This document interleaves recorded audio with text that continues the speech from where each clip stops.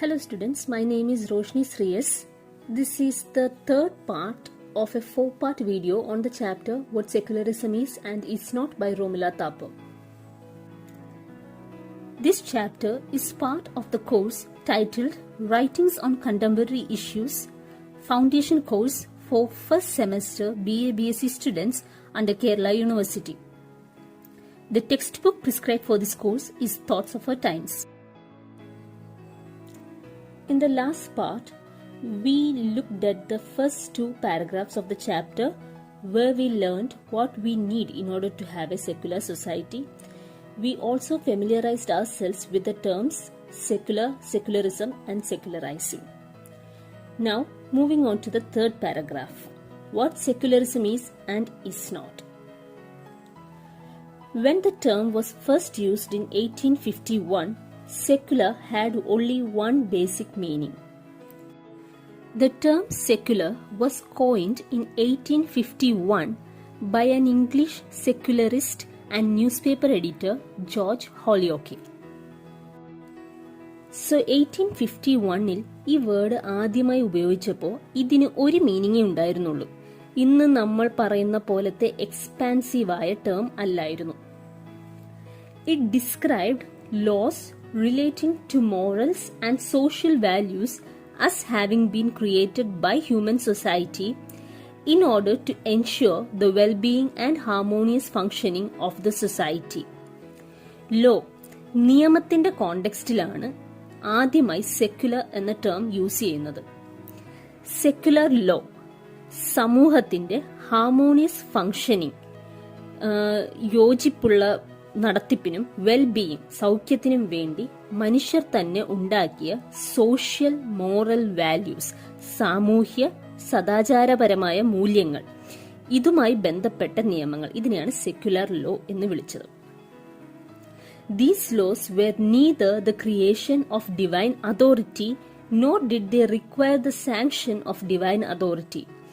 Authority lay in working out, through reasoning and sensitivity, what was best for society in keeping with generally accepted values of tolerance and social responsibility by those who constituted that society. Authority was exercised through laws. Social values, therefore, grew out of rational thinking, debate, and discussion. This was needed to establish a moral code agreed to by the entire society and was not linked to any particular religion, caste, or class. Here, Romila Thapar has given a clear distinction between secular law and religious law. Religious law was created by divine authority or required the sanction of divine authority.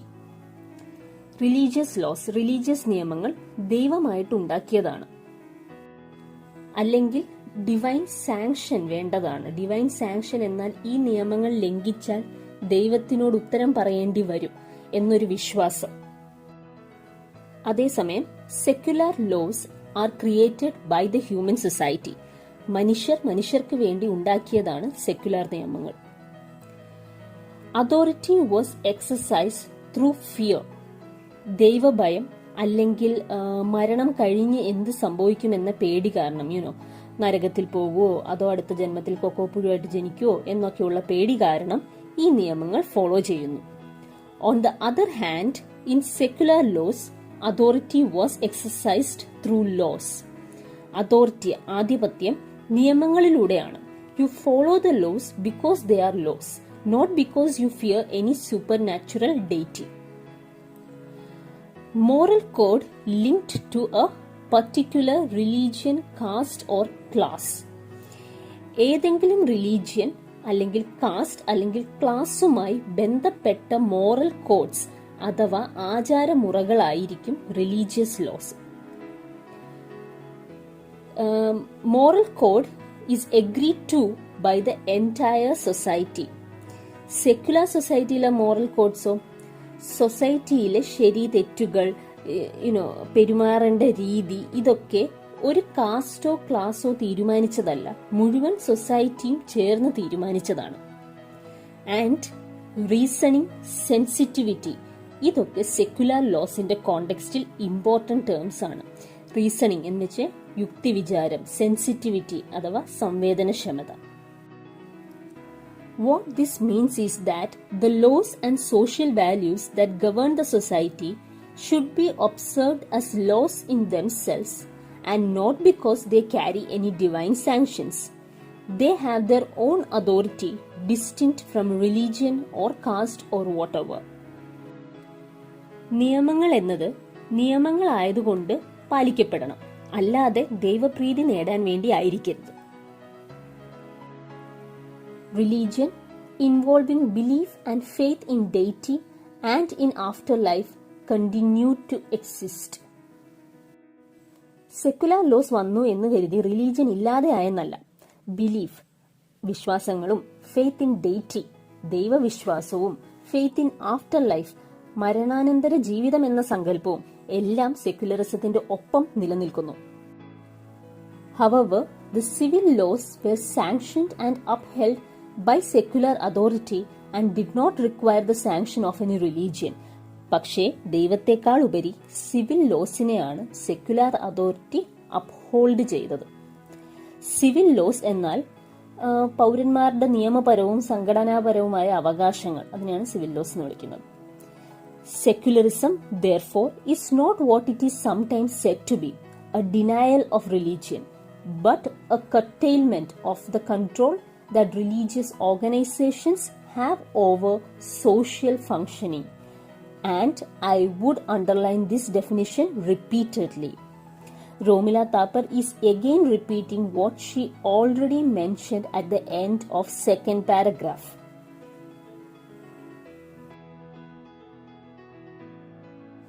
Secularism എന്നാൽ റിലീജിയനെ നിരസിക്കലല്ല, instead സൊസൈറ്റിയുടെ പ്രവർത്തനങ്ങളിൽ റിലീജിയനുള്ള കൺട്രോളിനെ വെട്ടിക്കുറയ്ക്കലാണ്. കർട്ടെയിൽമെന്റ് എന്നാൽ വെട്ടിക്കുറയ്ക്കൽ. This theory, which theory? The theory that laws need to be society-centric and not divinity-centric. This theory, after it came to be widely discussed, had various consequences. ഈ theory കാരണം പല consequences, പരിണിത ഫലങ്ങൾ ഉണ്ടായി. എന്തൊക്കെയാണ് കോൺസിക്വൻസസ് എന്ന് നമുക്ക് നോക്കാം.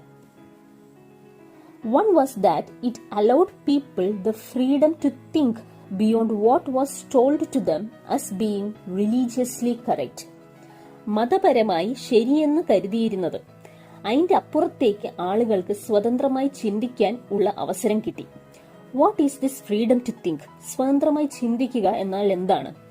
This is something we often take for granted, but when we are in a society that follows religious laws strictly, independent thinking doesn't happen easily, or rather it isn't allowed. Let me give you a few examples. Socrates was a Greek philosopher. He is known as the founder of Western philosophy. ഏതൻസിലെ യുവാക്കളെ വഴിതെറ്റിക്കുന്നു എന്ന കുറ്റം ചുമത്തി ഭരണാധികാരികൾ സോക്രട്ടീസിനെ ജയിലിലടച്ചു. Later ഹെംലക് എന്ന വിഷം അദ്ദേഹത്തെ കുടിപ്പിച്ച് മരണശിക്ഷ കൊടുത്തു. He was killed for his independent thinking. Then we have Nicolaus Copernicus, a Polish astronomer and mathematician. സൂര്യൻ നിശ്ചലമാണെന്നും ഭൂമിയും മറ്റ് ഗ്രഹങ്ങളും അതിനെ ചുറ്റുകയാണെന്നും അദ്ദേഹം തെളിയിച്ചു. ഈ ഹീലിയോസെൻട്രിക് തിയറി അതുവരെ ഉണ്ടായിരുന്ന ജിയോസെൻട്രിക് തിയറി, ജിയോസെൻട്രിക് എന്ന് വെച്ച് കഴിഞ്ഞാൽ ഭൂമിയാണ് പ്രപഞ്ചത്തിന്റെ സെന്റർ എന്നുള്ള വിശ്വാസം തെറ്റാണെന്ന് തെളിയിച്ചു. This was fiercely opposed by the Catholic Church, Roman Catholic Church, and കോപ്പർനിക്കസിന് തന്റെ ഐഡിയ താൽക്കാലികമായി മാറ്റിവെക്കേണ്ടി വന്നു. We also have Galileo Galilei, Italian astronomer and physicist. പ്രകൃതിയെ സംബന്ധിച്ച് പല പഴയ വിശ്വാസങ്ങളും തെറ്റാണെന്ന് ആദ്യമായി തെളിയിച്ചത് അദ്ദേഹമായിരുന്നു. He also supported heliocentrism of Copernicus. It was opposed by the Catholic Church and he was accused of heresy, മതവിരുദ്ധവാദം നടത്തി എന്ന് കുറ്റപ്പെടുത്തി. And he was sentenced to house arrest till his death. In short, strict religious laws ഉള്ളയിടത്ത് മറ്റു വിശ്വാസങ്ങൾക്ക് അഥവാ സ്വതന്ത്ര ചിന്തയ്ക്ക് സ്ഥാനമില്ല. Secular laws hence promoted the freedom to think. Again, this did not mean throwing religion overboard but disentangling the codes of social behavior from religious control. This did not make people immoral, as some had feared at that time. Freedom to think, അത് കാരണം സമൂഹത്തിൽ immorality, സദാചാര വിരുദ്ധത അഥവാ അനീതി ഉണ്ടാകുമോ എന്ന് ആൾക്കാർ ഭയന്നു. പക്ഷെ അങ്ങനെ സംഭവിച്ചില്ല. എന്തുകൊണ്ട്? Since the threat of punishment for breaking laws was enforced. കാരണം സെക്യുലർ നിയമങ്ങളുടെ എൻഫോഴ്സ്മെന്റ് നടപ്പാക്കലിന് ആയി പണിഷ്മെന്റ്സ് ഉണ്ട്. And punishment came immediately in this life. It was not postponed to the next life as in most religious codes. എല്ലാ റിലീജിയൻസിലും തെറ്റും ശരിയുടെയും concepts ഉണ്ട്. ചില കാര്യങ്ങൾ സിൻസ് അഥവാ പാപമാണ് എന്നുണ്ട്. ആ പാപം ചെയ്താൽ we are punished in the next life or in the afterlife, അങ്ങനെയാണ് വിശ്വാസം. However in the case of secular laws ഇവിടെയും തെറ്റും ശരിയുമുണ്ട്. ഇവിടെയും തെറ്റ് ചെയ്താൽ പണിഷ്മെന്റ് ഉണ്ട്. അത് ഈ ജന്മത്തിൽ തന്നെ കിട്ടുകയും ചെയ്യും. അതുകൊണ്ട് സെക്യുലർ ലോസ് വന്നതുകൊണ്ട് സദാചാരം ഇല്ലാതായില്ല. So it made people think about the purpose of their laws and such thinking is always extremely useful. ആളുകൾ പർപ്പസ് ഓഫ് ലോ, നിയമത്തിന്റെ ഉദ്ദേശം എന്താണെന്ന് ചിന്തിക്കാൻ തുടങ്ങി. അങ്ങനൊരു ചിന്ത എപ്പോഴും യൂസ്ഫുൾ ആണ്. എന്തുകൊണ്ട്? Y? The observance of the law is strengthened when people understand its purpose. ഉദ്ദേശം മനസ്സിലാകുമ്പോൾ ആളുകൾ നിയമം പാലിക്കാനുള്ള ടെൻഡൻസി ഉണ്ടാകും. ഒരു നിയമമുണ്ടെന്ന് കരുതുക. We are capable of free thinking. അപ്പോൾ നമ്മൾ ചിന്തിക്കുന്നു, ഈ റോള് ആവശ്യമുള്ളതാണോ, നമ്മുടെ ക്ഷേമത്തിന് വേണ്ടിയാണോ? ആണെന്ന് മനസ്സിലാക്കിയാൽ നമ്മൾ ആ ലോ കൃത്യമായി ഒബ്സർവ് ചെയ്യും. Simple. Having to reason things out meant that people had to learn to think independently. The thinking came from their education. ഇങ്ങനെ ഒരു ഇൻഡിപെൻഡന്റ് തിങ്കിങ് ഉണ്ടാവാനുള്ള ഒരു വലിയ കാരണമാണ് എഡ്യൂക്കേഷൻ, വിദ്യാഭ്യാസം. Here too, the explanation of everything being part of a divine plan and requiring divine sanction was not always the answer to simple questions. Therefore, education began to involve searching for explanations other than those based on faith and religion, or possibly even honing these explanations if there was evidence to do so. But preferably, social laws began to be drawn from rational enquiry into both the natural and the human world in which we live. Occasionally, there might even have been a small leap of imagination, ultimately to be explained by reason. So, the explanations for the laws and a discussion of these became an essential part of education and of thinking about the implications of being secularized. Secular laws-ന്റെ ഒപ്പം വളർന്ന ഒന്നാണ് education. അതുവരെ എന്താണോ religious text പറഞ്ഞിരുന്നത് അത് മാത്രമായിരുന്നു ശരി, അതിന്റെ അപ്പുറത്തേക്കൊന്നുമില്ല. പക്ഷേ എഡ്യൂക്കേഷൻ വഴി അതിനു പുറമെ മറ്റ് എക്സ്പ്ലനേഷൻസ് ഉണ്ടോ എന്ന് ആൾക്കാർ ആലോചിക്കാൻ തുടങ്ങി. ഉദാഹരണത്തിന്, എങ്ങനെയാണ് ഈ പ്രപഞ്ചം ഉണ്ടായത്? The Bible says that God created the world in 7 days. Education വഴി ആ ഒരു ഉത്തരത്തിനപ്പുറത്തേക്ക് ചിന്തിക്കാൻ മനുഷ്യർക്ക് കഴിഞ്ഞു. We came up with explanations such as the Big Bang theory. Religion പറഞ്ഞതിനെ എപ്പോഴും കട്ട് ആൻഡ് റൈറ്റ് നിരസിച്ചു എന്നല്ല അതിന്റെ അർത്ഥം. ചിലപ്പോഴൊക്കെ റിലീജിയൻ തന്ന എക്സ്പ്ലനേഷനെ ജസ്റ്റ് ഹോൺ ചെയ്തു, മോഡിഫൈ ചെയ്തു. ഇത് തന്നെയാണ് നിയമങ്ങളുടെ കാര്യത്തിലും. നിയമങ്ങൾ എന്തിനാണ്? ഈ ഒരു ഡിസ്കഷൻ എഡ്യൂക്കേഷന്റെ ഒരു ഭാഗമായി. അതുവഴി സെക്യുലറൈസ്ഡ് ആവുക എന്നുള്ളതുകൊണ്ട് എന്താണ് അർത്ഥമാക്കുന്നത് എന്ന് നമ്മൾ ചിന്തിച്ചു. The rest of the chapter will be continued in part 4 video. Thank you and have a nice day.